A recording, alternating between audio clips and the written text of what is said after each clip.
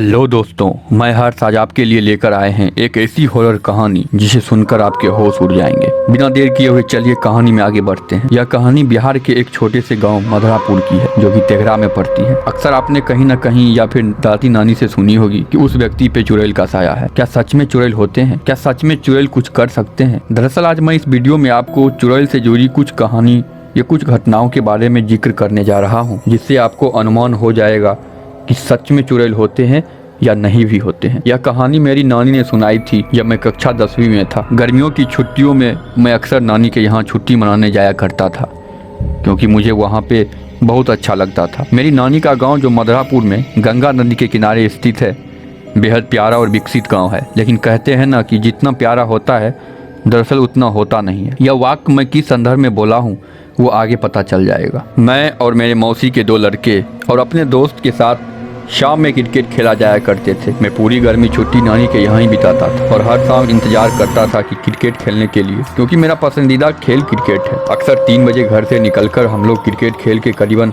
5:30 बजे वापस आ जाया करते थे।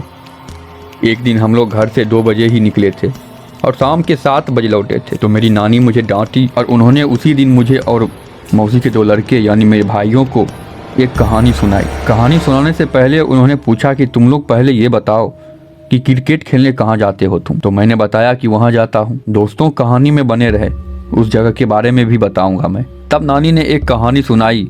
देखो बेटा, आज दिन के बाद उस जगह पर तुम लोग में से कोई नहीं वहाँ जाएगा। फिर मैंने नानी से पूछा, क्यों नानी, क्यों नहीं जाऊँगा वहाँ पे?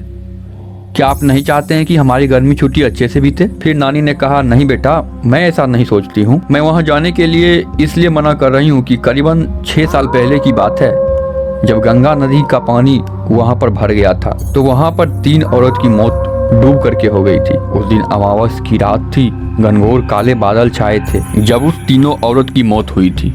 कहते हैं उस दिन से उस तीनों औरत की चीख आज भी रात में कभी कभी सुनाई पड़ती है और कुछ की मौत भी हो चुकी है। इसलिए मैं तुम लोग को वहाँ जाने से रोकती हूँ। इतना सुनकर हम तीनों भाइयों ने नानी से कहा, ठीक है नानी, हम लोग वहाँ नहीं जाएंगे। हम लोग खाना खाकर सो गए।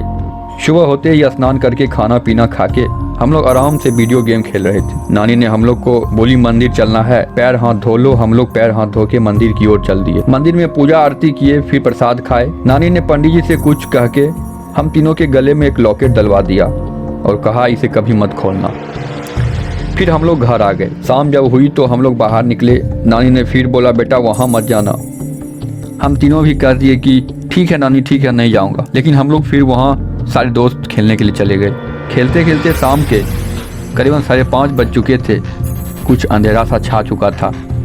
हम लोग ने सोचा अब घर चलना चाहिए, लेकिन मेरे दोस्त ने गेंद को उछालते हुए एक झाड़ी में फेंक दिया। तो हम लोग एक साथ होकर गेंद को ढूंढने उस झाड़ी के पास गए और गेंद ढूंढते ढूंढते उसी झाड़ी के पास एक खंडहर छोटा सा मकान था। हम लोग को लगा शायद गेंद उसी में चला गया हो, तो हम लोग गेंद ढूंढने के लिए उसी घर में चल दिए। उस खंडहर में जाते ही मानो एक अलग ही एहसास हुआ। सब के सब डर गए। उसी खंडहर में एक कमरा के पीछे से एक औरत की आवाज आई, सुनो बेटा, तुम लोग को गेंद चाहिए क्या? हम लोग सारे के सारे डर गए कि आखिरकार इस खंडहर में कौन रहने आया है। हम लोग डर के मारे वहां से भागने ही वाले थे कि अचानक से 3 औरत सामने आ गई। तीनों का शरीर भयानक, बिल्कुल एक भयावह मंजर था। हम लोग के गले में पंडित जी का दिया हुआ ताबीज था। हम लोग ने अपने अपने ताबीज को पकड़कर बजरंगबली का नाम लेकर वहाँ से भाग गया। हमारा बैट, क्रिकेट, गेंद सब कुछ वहीं पर छूट गया। घर आते ही हम लोग शांत से पैर हाथ धोकर चौकी पर सिहमे हुए बैठ गए। नानी सब बात समझ गई और सभी को वहाँ पे बीती हुई घटना के बारे में बताया। फिर खाना खा के सो गए हम लोग। उस दिन के बाद से हम लोग में से कोई वहाँ नहीं गया। वह मंजर बिल्कुल ही भयावह मंजर था। आज भी उस मंजर को याद करके हमारे रोंगटे खड़े हो जाते हैं। दोस्तों, यह कहानी में जो जगह थी, एक बड़े से गड्ढे की बात हुई है जो कि सड़क के किनारे स्थित है उसी गांव में। यह कहानी सिर्फ मनोरंजन के लिए प्रस्तुत किया गया है।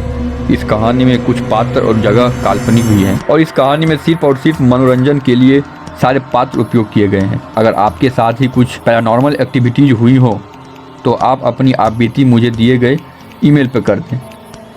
मैं उसे एक कहानी का रूप देकर अपने आवाज़ों में शेयर करूंगा। तो मिलते हैं एक अगला कहानी को लेकर, कुछ ऐसे ही एक काल्पनिक और कुछ सच्ची घटना पर आधारित। तब तक आप अपना ख्याल रखें और अपना ध्यान रखें।